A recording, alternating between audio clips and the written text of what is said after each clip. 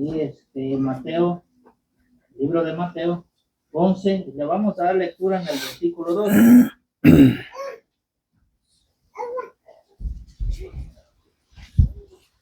Mateo 11, 12.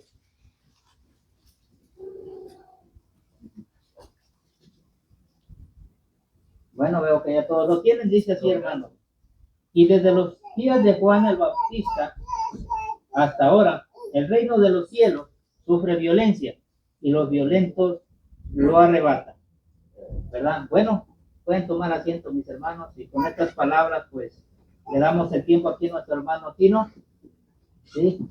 Para, bueno, pues, para oír el mensaje. Así que su tiempo, mi hermano, adelante. Gracias, pastor.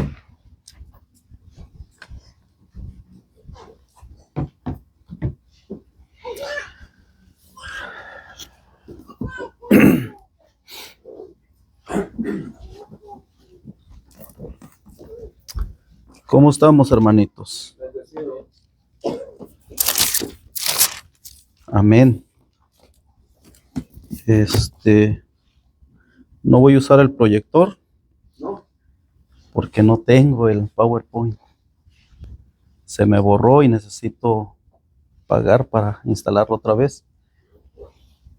Pero sí puedo verlo pues de aquí, pero de allá no se va a poder. Lo vamos a dejar para otra ocasión. Bueno, vamos a entrar entonces, hermanos, con un pequeño tema que me puse a estudiar. Recuerden la vez pasada que hablamos acerca del sello del Dios viviente y hablamos acerca del sábado.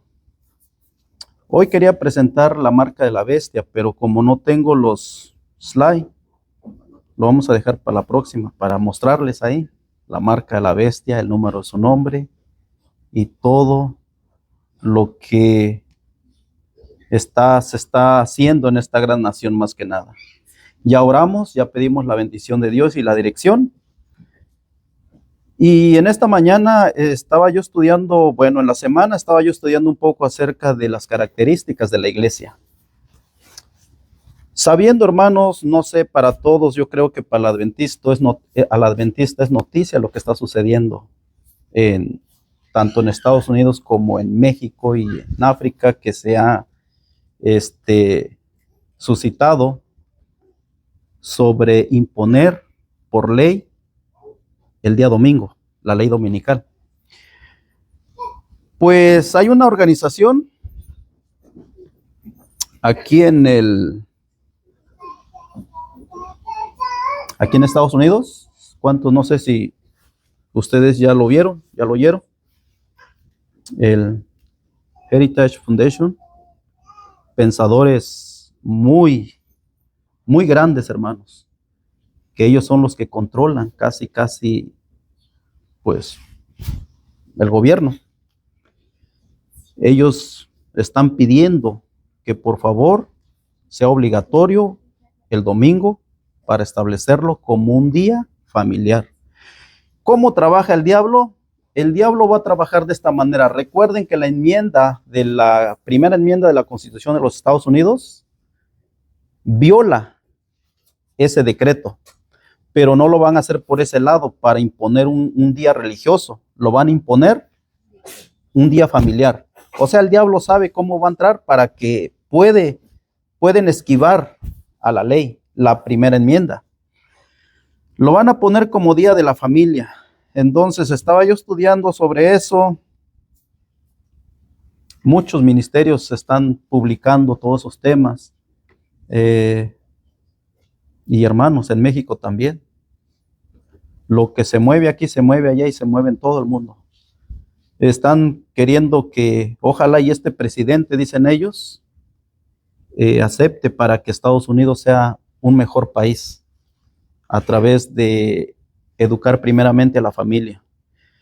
Bueno, vamos a ver en esta mañana, hermanos, lo que leímos acerca de Mateo capítulo 12 y el versículo, 11, 12, que desde los días de Juan el Bautista hasta ahora el reino de los cielos sufre violencia y los violentos lo arrebatan. Estas palabras lo dijo Cristo, aún Juan el Bautista todavía no había muerto, estaba en la cárcel, ¿no?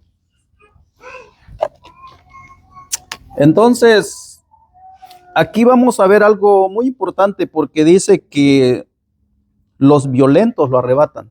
Aquí no está hablando de una violencia como anarquía, no. ¿Por qué quiso decir Jesús esto? Siempre la palabra de Dios, el mensaje, tiene mucha dificultad para predicarse, mucha oposición para que el mensaje pueda hablarse. Recuerden que en los tiempos de Juan el Bautista hubo imposición. El mensaje pues igual lo mismo en el ministerio de Cristo, mucha oposición, y en nuestros días mucha oposición también. Eso significa cuando se refiere a que el reino de los cielos sufre violencia y los valientes y los violentos lo arrebatan. Voy a poner las características de la iglesia y lo señalé más o menos: la iglesia visible, la iglesia invisible, la iglesia militante y la iglesia triunfante. 4 y al último el 5, que es el remanente. ¿Qué es la iglesia visible? Bueno, la iglesia visible es lo que nosotros vemos, ¿verdad? La iglesia visible, pues sabemos que a partir de Daniel 8:14, después de la culminación de los 2300 tardes y mañana, el santuario iba a ser purificado.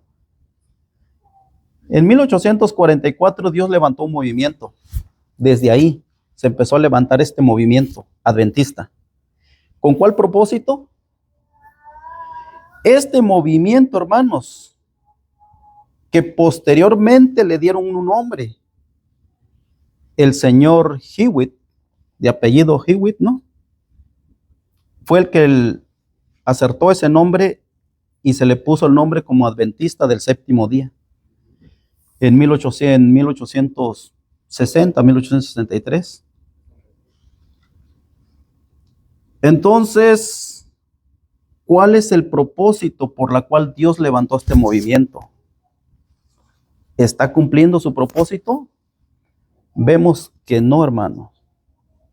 Desafortunadamente, la iglesia adventista fue levantada como el pueblo de Israel, pero que no cumplió su propósito. Y vemos esta misma iglesia no está cumpliendo su propósito.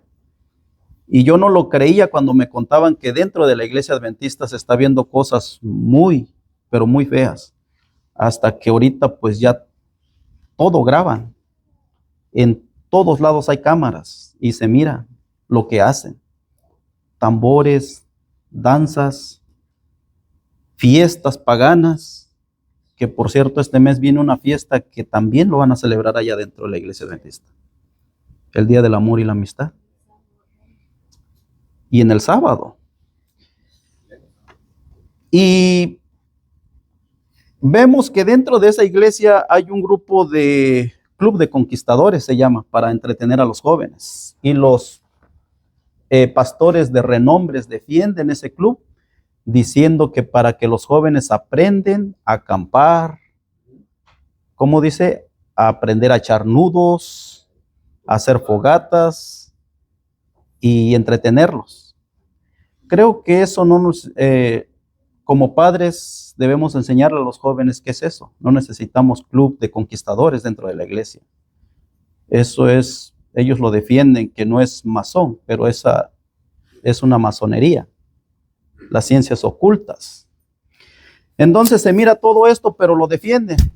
Allá ellos entregarán cuenta delante del Señor, porque luz tenemos.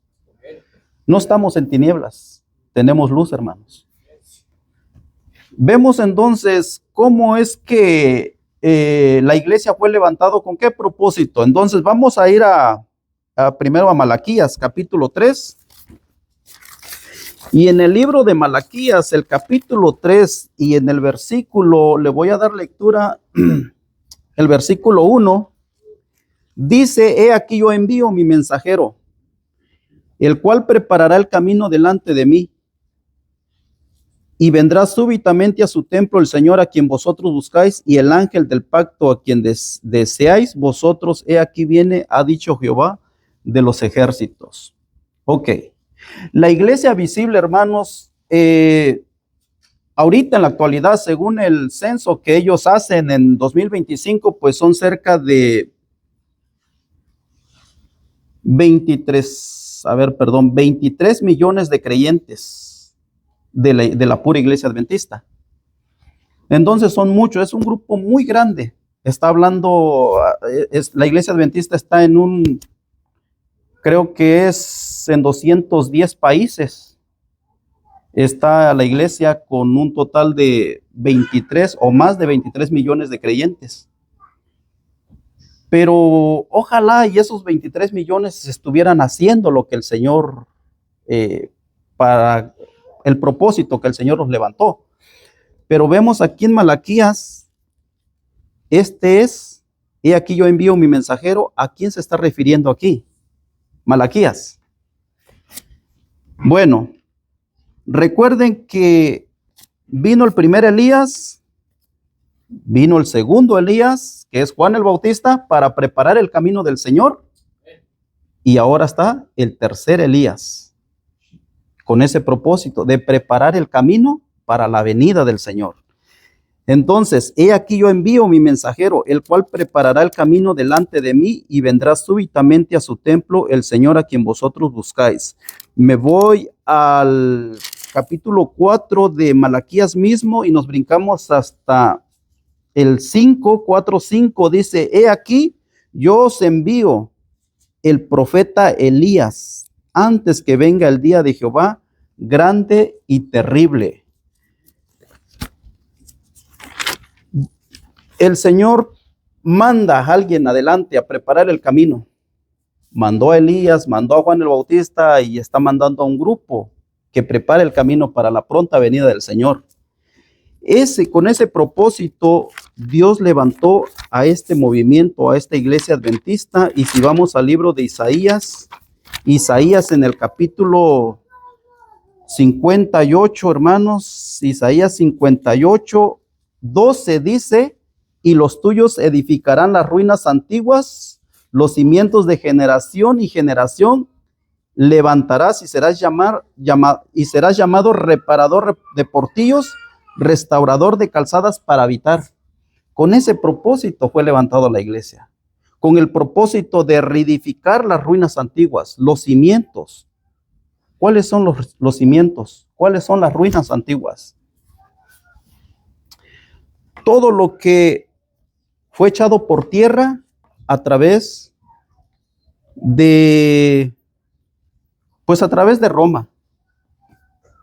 Porque cuando leemos Apocalipsis capítulo 6, donde se destapan los sellos, el primer sello es un caballo blanco, puro. Ese era en el primer siglo, el tiempo apostólico. Después viene otro caballo color rojo, después el negro y después el amarillo, el cuarto sello.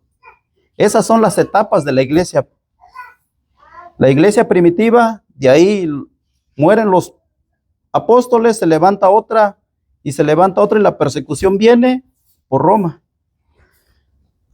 Todo lo que destruyó, ahora Dios levanta a un grupo en 1844 para que restaurara esas verdades que habían sido echadas por tierra. Ese es el propósito y la misión de la iglesia. Y eso va a seguir hasta el tiempo del fin.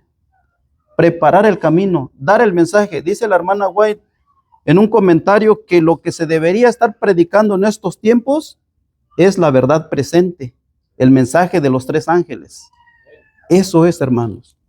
No tendríamos, dice, que por qué estar usando el púlpito como para entretener nomás a la iglesia, usarlos como chiste, usarlos como un pasatiempo, mientras que la iglesia sigue dormida. Vemos que los tiempos están dándose rápidamente los acontecimientos y sabemos que Cristo viene pronto. Cuando veo esta noticia, yo me alegro, porque para aquellos que aún dudaban un poquito acerca de la hermana White, se confirme ahora que hace muchos años, casi ya 200 años, que se ha dado esta profecía. Estados Unidos va a imponer esta ley como obligación de obedecer el día domingo, como ley.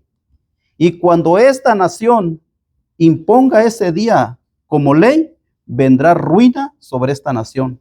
Eso es lo que está profetizado y eso vendrá. Dios le está dando una oportunidad para que, así como le dio oportunidades a Babilonia, lo que estábamos estudiando, Dios le está dando otra oportunidad. Pero, hermanos, se tiene que cumplir. Y muchos de estos gobiernos que prometen paz y que van a establecer la paz, vendrá destrucción repentina sobre ellos. Está profetizado, hermanos. Es lo más triste, que muchos van a ser destruidos, mientras quizás nosotros que tenemos esta luz, seguiremos predicando el mensaje. Ahora vemos ya vimos Isaías 58, pero esto va a Apocalipsis 14, 6, 11, el mensaje de los 3 ángeles. Con ese propósito, hermanos, la iglesia fue levantada para predicar el mensaje. Esa es la iglesia visible, lo que vemos, lo que ven nuestros ojos, lo que está registrado en el libro de la iglesia. Ahora, ¿cuál es la iglesia invisible? La iglesia invisible, vamos a lo que dice Mateo, vamos al libro de Mateo, capítulo 20.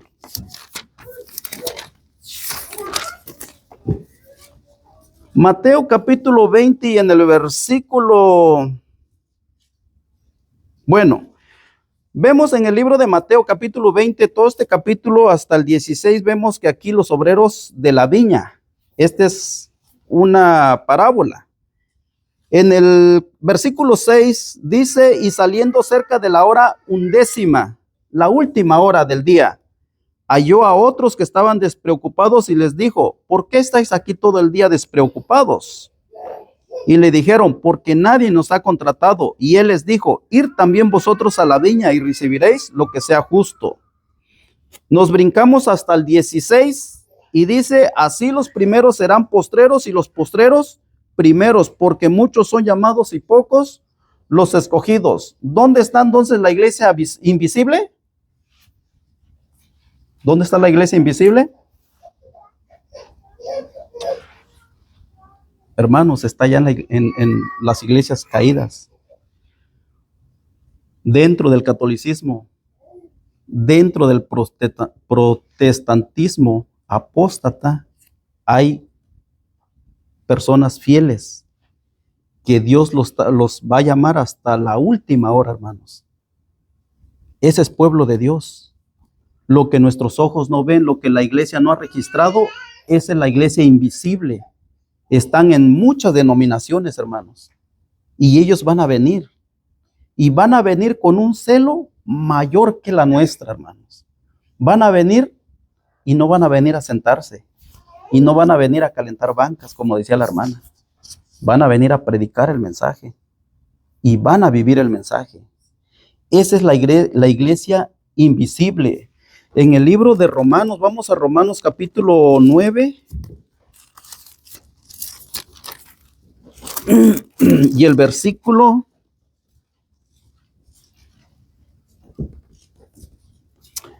9, Romanos 9,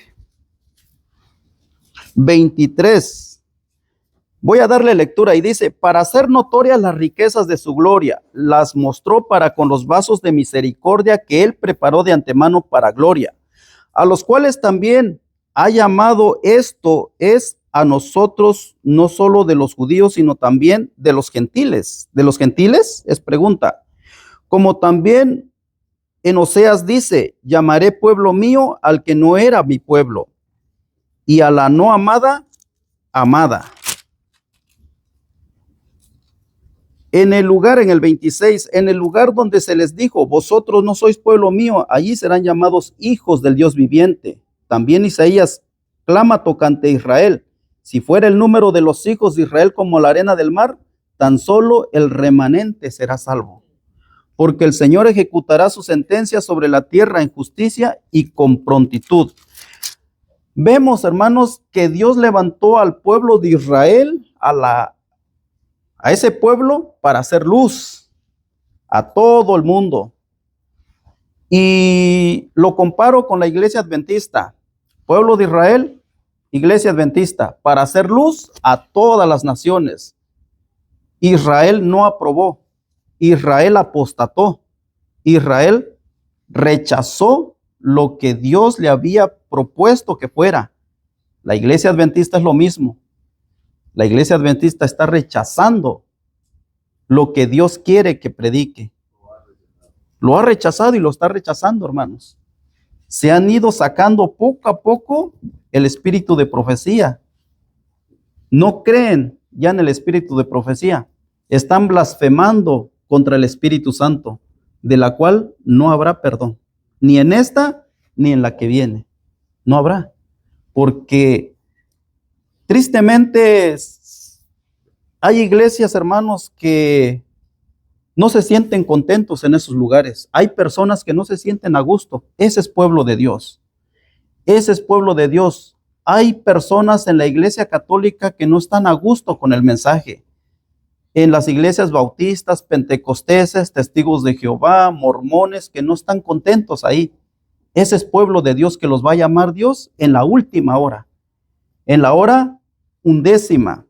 Ellos van a venir y muchos de los que estamos dentro de la iglesia adventista van a ser echados fuera, ¿verdad? Así como Dios rechazó a su pueblo, dice que llamó a los gentiles. A lo que no era pueblo, es pueblo mío. A lo que no era amada, ahora será mi amada. En el libro de Mateo 15, bueno, no vamos a ir ahí porque eso es lo que había tocado el hermano Adolfo, que, o sea, no se puede encender una luz para esconderlo debajo de un almud. No se puede tener una luz para que nosotros decir, de aquí nomás nosotros nos predicamos y nosotros somos salvos y dejemos a los que están perdidos. No puede ser eso.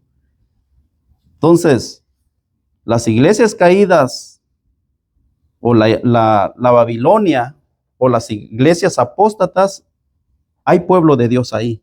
Esa es la iglesia invisible. ¿Ok? Vamos a avanzar. Antes de avanzar voy a leer un comentario aquí. A ver, permíteme tantito. Dice, muchos que no están, y esto está en Mensajes Selectos, tomo 3, capítulo 55. Dice, muchos que no están en nuestras filas avanzarán al frente. Muchos que no están en nuestras filas avanzarán al frente. No están, hermanos. Dice, habrá muchos que saldrán de las filas del mundo, de las diferentes iglesias, aún de la iglesia católica, cuyo celo excederá en mucho al de los que han estado hasta ahora en las filas para proclamar la verdad. Por esta razón, los obreros de la hora 11 recibirán su denario. Estos verán la aproximación de la batalla y darán a la trompeta un sonido cierto. Cuando la crisis esté sobre nosotros, cuando venga el tiempo de la calamidad, ellos avanzarán para ocupar la vanguardia. Se ceñirán la armadura completa de Dios y se exaltarán su ley. Se adherirán a la fe de Jesús y sostendrán la causa de la libertad religiosa que los reformadores defendieron con arduo trabajo y por la cual sacrificaron sus vidas. Ese grupo va a salir, hermanos. La iglesia que ahora no lo vemos, viene para que también van a proclamar el mensaje de la verdad presente. Yo le doy gloria a Dios por eso, porque lo que no hacemos, hermanos, lo van a hacer otros. Tristemente. Es triste porque nosotros tenemos una grande luz. Ahora, estoy comparando el pueblo de Israel con la iglesia adventista. Vamos a avanzar, tocamos la iglesia invisible, que son los que no están ahora en nuestras filas, que están allá afuera, pero van a venir. Vamos a entrar entonces con la iglesia militante. Y la iglesia militante, esa palabra militante proviene de la milicia o de militar. No sé si escucharon lo que la hermana estaba hablando, la hermana Elin, que debemos de vestirnos con la armadura de Dios, la vestidura de Dios. Tenemos una lucha constante todos los días. Como cristianos o como seres humanos tenemos una lucha que todos los días está, hermanos. No podemos nosotros despertarnos un día y decir, ahora sí, tenemos paz. El enemigo no duerme. Todos los días está luchando. ¿Y cuál es el consejo según lo que leímos hace rato con la hermana Efesios 6? Hay que ponernos la armadura de Dios. Entonces, la iglesia militante, fíjense bien,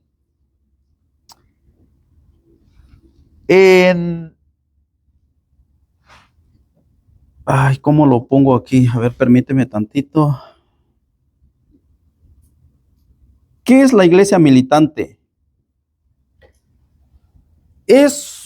La iglesia militante es la iglesia que todos los días está en la milicia, ¿verdad? Somos nosotros los que estamos en la milicia, luchando, luchando y luchando. Ahora, los militares están preparados para guerrear.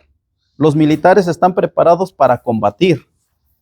La iglesia adventista, el grupo de hermanos, estamos preparados también para luchar, para guerrear. Ahora, ¿contra quién? Contra el enemigo. Nuestra lucha no es contra carne ni sangre, sino con las potestades de las tinieblas. Ahí está la lucha. No podemos ver cómo viene hacia nosotros, pero sí podemos discernir el plan del enemigo que día a día hable a nuestra mente. Esa es una lucha que día tras día lo llevamos como individuos, como hermanos, como cristianos, todos los días, hermanos. En la milicia, hermanos, también vemos que en el ejército hay muchas personas que, ¿cómo se llama? Desertan, se salen. Los desertores.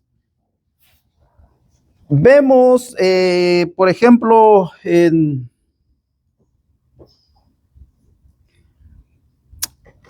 cómo vemos ahí la historia de Gedeón, por ejemplo, esa historia de Gedeón.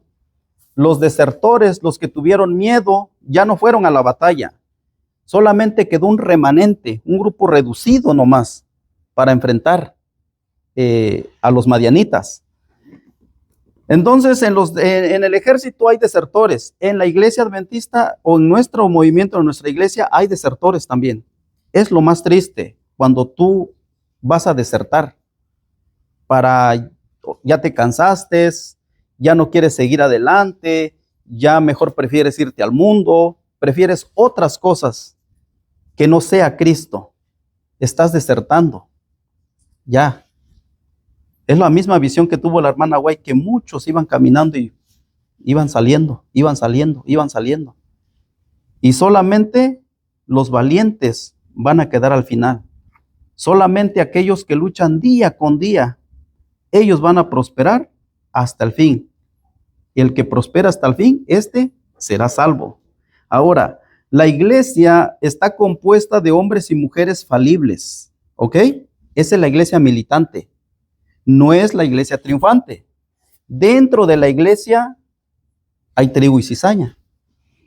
Dice en un párrafo aquí la mensajera del Señor en Evento Los Últimos Días, página 62, que la iglesia está compuesta de hombres y mujeres falibles, imperfectos, que no son sino aprendices en la escuela de Cristo para ser instruidos, disciplinados, educados para esta vida y para la vida futura inmortal. Aquí tenemos que disciplinarnos, ¿verdad? Para entrar en la Canaán celestial tenemos que disciplinarnos en la tierra, para que si nosotros queremos la patria celestial, tenemos que hacer o vivir lo que se vive allá, ¿verdad? Aquí. Allá no va a haber, pues, Por eso se nos da, hermanos, el mensaje de la Reforma Pro Salud. Por eso. Porque allá no va a haber todo eso que nos gusta aquí.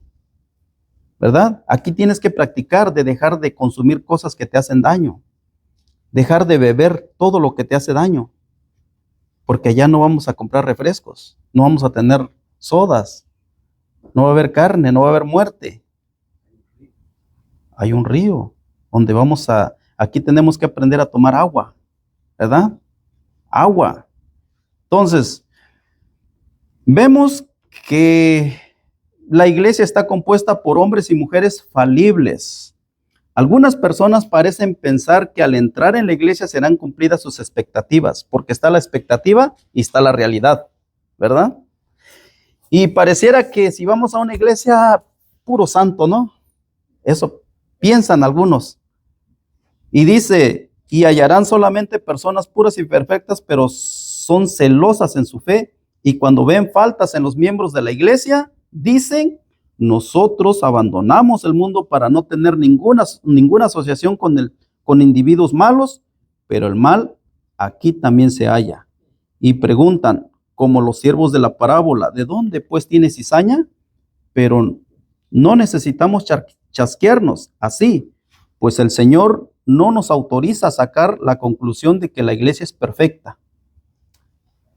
La iglesia es una escuela que todos estamos aprendiendo y todos estamos educándonos para la vida eterna. Solamente los enfermos tienen necesidad de médicos. Los que son perfectos, los que ya son santos, no necesitan de Dios, no necesitan de Cristo. Los sanos no tienen necesidad de médico, los enfermos sí. Ahora, fíjense, vamos a Mateo, para ir avanzando, Mateo capítulo 18.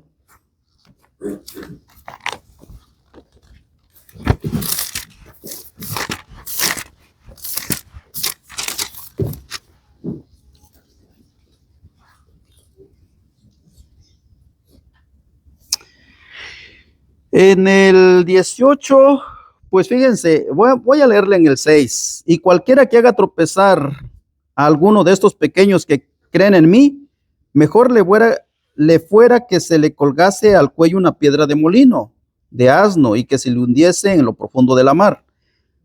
Ay del mundo por los tropiezos, porque es necesario que vengan tropiezos, pero hay de aquel hombre por quien viene el tropiezo.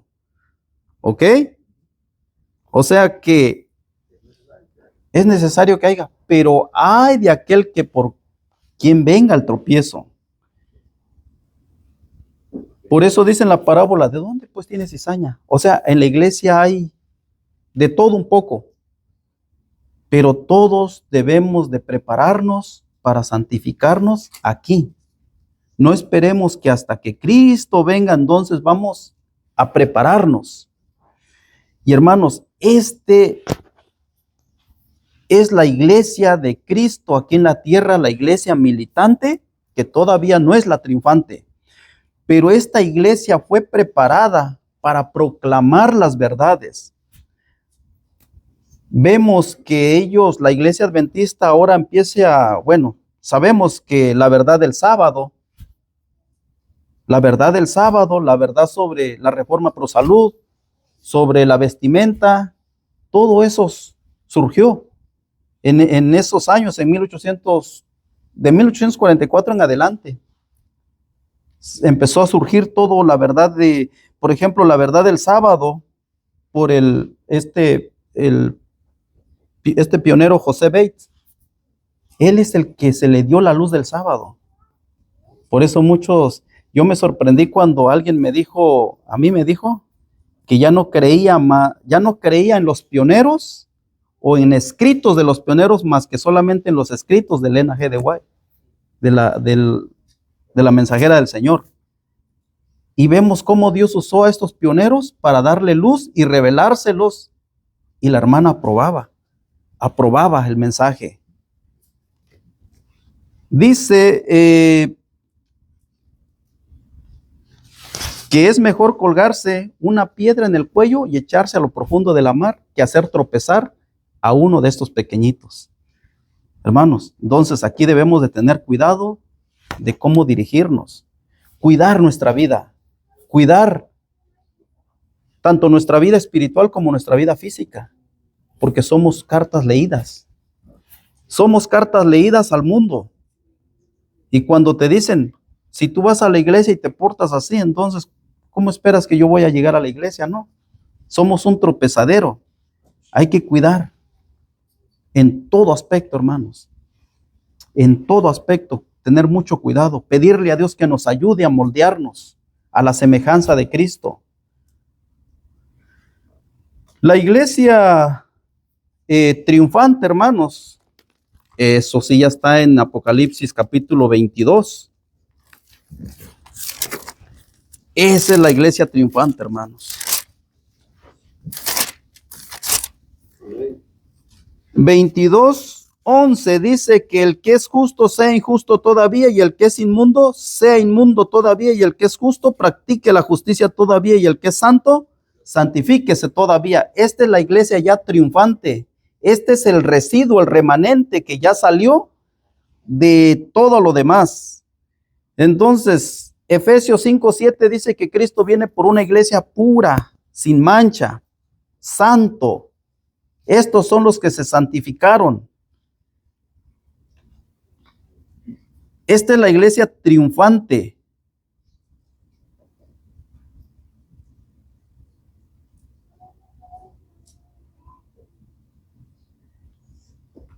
Y vemos que a lo largo de la historia de la Biblia, por ejemplo, en el tiempo del diluvio, Dios sacó a un grupito. Ese es el remanente.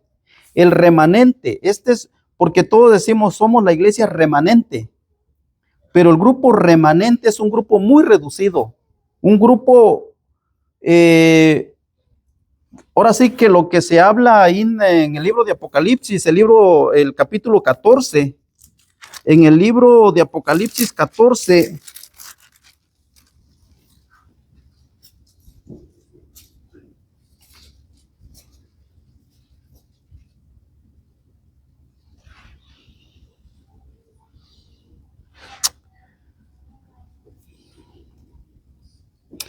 desde el 14:1, ahí lo pueden leer, el cántico de los 144,000.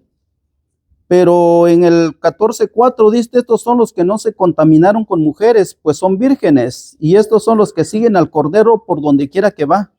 Estos fueron redimidos de entre los hombres como primicias para Dios y para el Cordero.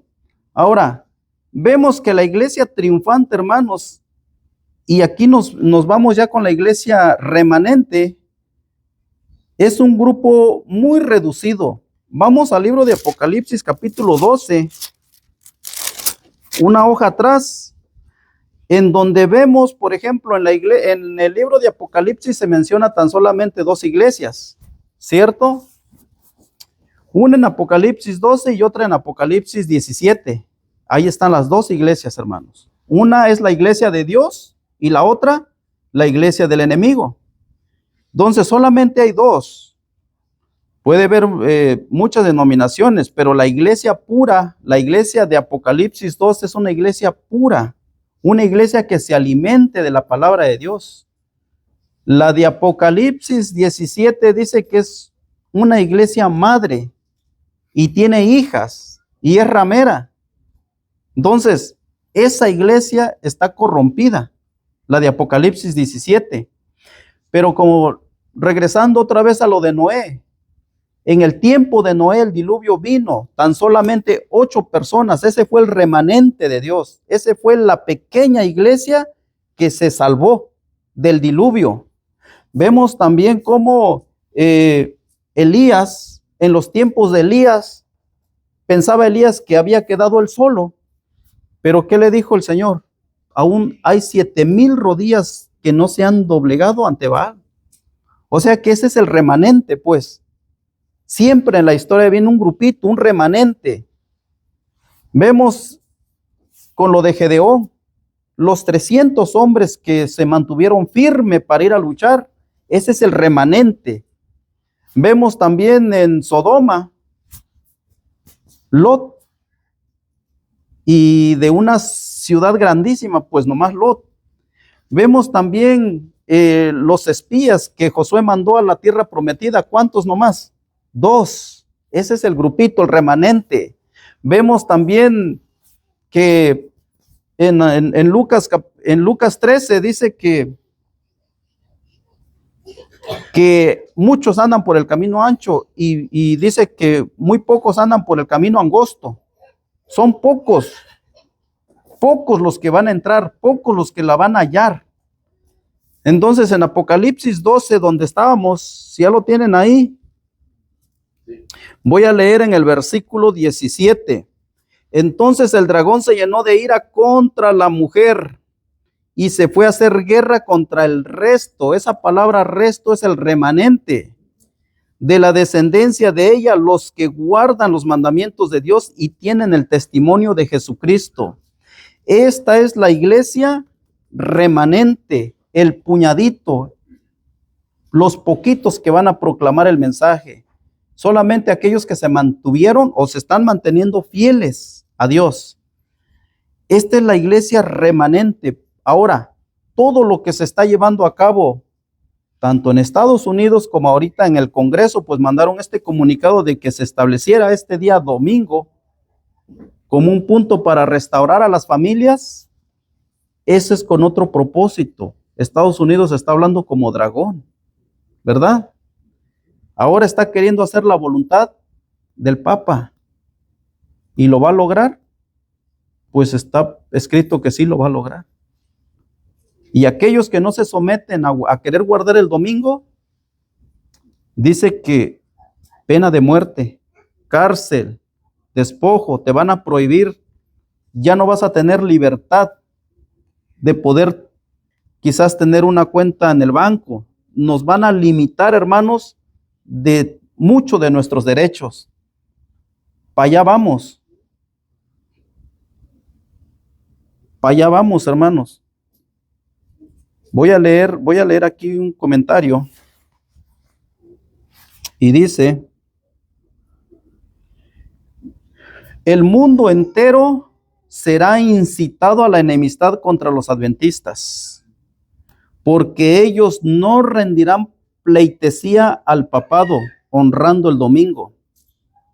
La institución de este poder anticristiano es el propósito de Satanás, hacer que sean extirpados de la tierra, a fin de que nadie pueda impugnar su supremacía en el mundo. Testimonios para los ministros, página 37. Fíjense nomás para dónde va. El dragón se llenó de ira contra la mujer y se fue a hacer guerra contra el remanente, contra nosotros. Contra nosotros es la guerra, hermanos. Se nos va a coartar de nuestros derechos. Seremos atacados en todo sentido, probados hasta lo sumo. No deseamos sostener nuestra fe solo porque nos fue legada por nuestros padres. Una fe tal no soportará la terrible prueba que nos aguarda. No solamente porque lo predicaron los pioneros y seguimos, no. Nosotros debemos ahora cultivar nuestra fe por experiencia. Nos hemos apartado, dice,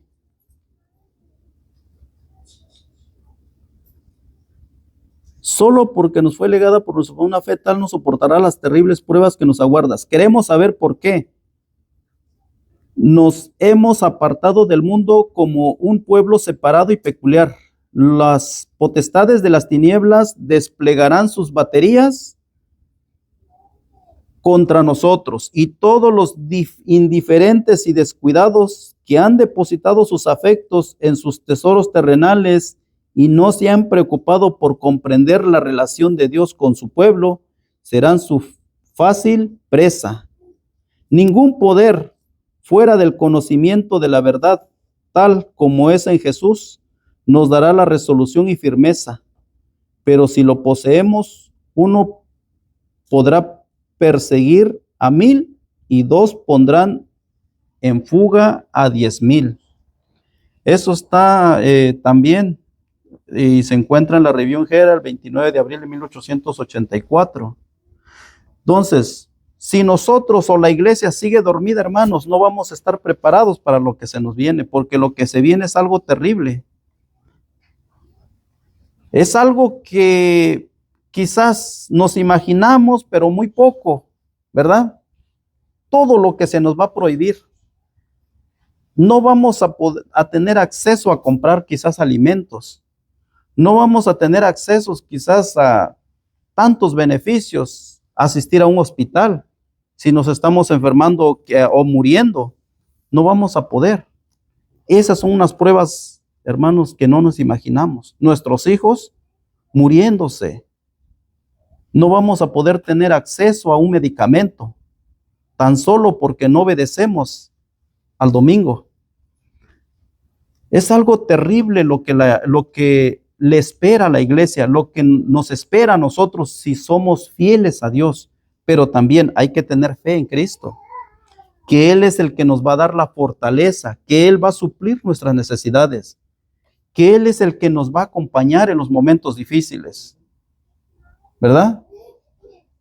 No debemos de flaquear cuando pensamos esto, cuando nos imaginamos de lo que viene, de lo que se avecina. No debemos imaginarnos, no debemos de inclinarnos por lo que vamos a pasar, pues, quizás por la muerte. Debemos inclinarnos más por la vida eterna. Debemos ser como Juan Hus, como Calvino, como los pioneros que murieron cantando, hermanos, con gozo. El apóstol Pablo dijo, porque para mí el vivir es Cristo y el morir es una ganancia. O sea que si nosotros nos mantenemos firmes, hermanos, debemos despertarnos, hermanos. Lo que está pasando es algo que nos debe de llamar la atención, de ver las cosas cómo se están acomodando, cómo los políticos, cómo los gobiernos, los presidentes se están acomodando para llevar a cabo los propósitos del enemigo. ¿Y cómo se va a establecer esto? Pero ¿contra quién está la guerra? Contra el pueblo de Dios. Contra nosotros es la guerra. No es contra una nación contra otra. Sí va a haber guerras, todo eso, hermanos. Y lo está viendo, ¿verdad? En nuestros días estamos viendo guerras por todos lados. Pero aún dice que los cuatro vientos los cuatro ángeles están deteniendo los cuatro vientos. Si se le permitiera a Satanás que destruyera por completo al mundo, ya lo hubiera hecho. Porque lo que él quiere es ver destruido y acabado este mundo. Entonces, Dios todavía tiene misericordia de su iglesia. Dios todavía no ha terminado de sellar a sus hijos. Por eso le dijo, detente un rato más, porque todavía me falta sellar a algunos. Por eso, hermanos, ojalá y Dios tenga misericordia de nosotros y que el sello ya se haya puesto en nuestras frentes. Y si no, pues hoy es el día, como decía la hermana. No esperemos o no lo pospongamos para mañana, para en un año, para el año que viene. Sí le voy a echar ganas en la iglesia. Ahora sí voy a estudiar, como decía el rumbo. Ahora sí voy a estudiar. Ahora sí me voy a santificar. Ahora sí voy a comer bien. Ahora sí me voy a vestir. No esperemos, hermanos. Empecemos ya, poco a poco, que ese sea un buen hábito en nosotros, el querer estudiar, el querer orar, porque esas son las armas que nosotros podemos obtener para hacerle frente a la batalla que estamos llevando, la oración, la fe, el estudio de la palabra de Dios, el doblar nuestras rodillas. Con eso, hermanos, y afianzarnos más de Cristo, afianzarnos más de Dios. Esa es una victoria que así se va a obtener la victoria, doblando las rodillas. Espero que me haya yo entendido, hermanos. Y pues, ya no les leí esto, pero aquí hay mucha luz, hermanos. Hay mucha luz. Por ejemplo, leen lo que más debiéramos estar leyendo es el conflicto de los siglos y evento de los últimos días. Eso es lo que, porque aquí se desenmascara Satanás. Aquí se desenmascara las artimañas que está haciendo, como por ejemplo el estilo de vida y actividades del remanente, cómo es el estilo de vida del remanente. La iglesia, aquí está la iglesia militante y la iglesia triunfante. Voy a terminar leyéndole este párrafo. Y con esto terminamos. La obra pronto ha de terminar. Los miembros de la iglesia militante que han demostrado ser fieles e integrarán a la iglesia triunfante. Solamente los victoriosos, hermano. La vida de Cristo era una vida llena con un mensaje divino del amor de Dios. Y él ansiaba intensamente impartir este amor a otros en una rica medida. Su semblante resplandecía de compasión y su conducta se caracterizaba por la gracia, la humildad, la verdad y el amor. Cada miembro de su iglesia militante debe manifestar estas mismas virtudes si quiere unirse a la iglesia triunfante. ¿Se dan cuenta? Que Dios les bendiga, hermanos. Vamos a ponernos de pie. Entonamos el último himno, hermano. ¿Lo pones otra vez? El que entonamos al principio.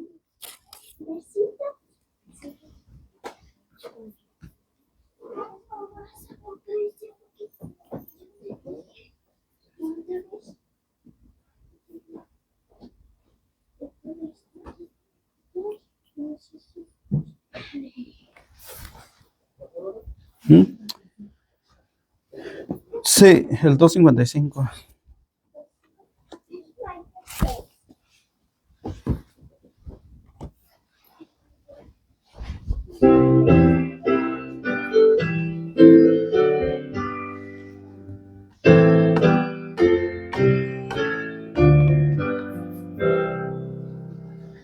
Castillo fuerte es nuestro Dios, defensa y buen escudo.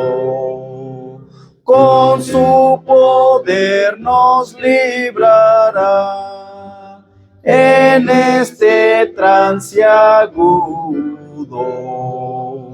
Con furia y con afán acósanos Satán, por armas deja ver astucia y gran poder, cuales no hay en la tierra. Luchar aquí sin el Señor, cuán vano hubiera sido, mas por nosotros pugnará de Dios el escogido. ¿Sabéis quién es Jesús? El que venció en la cruz, Señor de Sabaoth, omnipotente Dios, Él triunfa en la batalla. Aun cuando estén demonios mil prontos a devorarnos, no temeremos porque Dios vendrá a defendernos. Que muestre su vigor Satán y su furor, dañarnos no podrá, pues condenado está por la palabra santa. Sin destruirla dejará, aunque mal de su grado. Es la palabra del Señor que lucha a nuestro lado. Que lleven con furor los bienes, vida, honor, los hijos, la mujer, mujer, todo ha de perecer. De Dios el reino queda.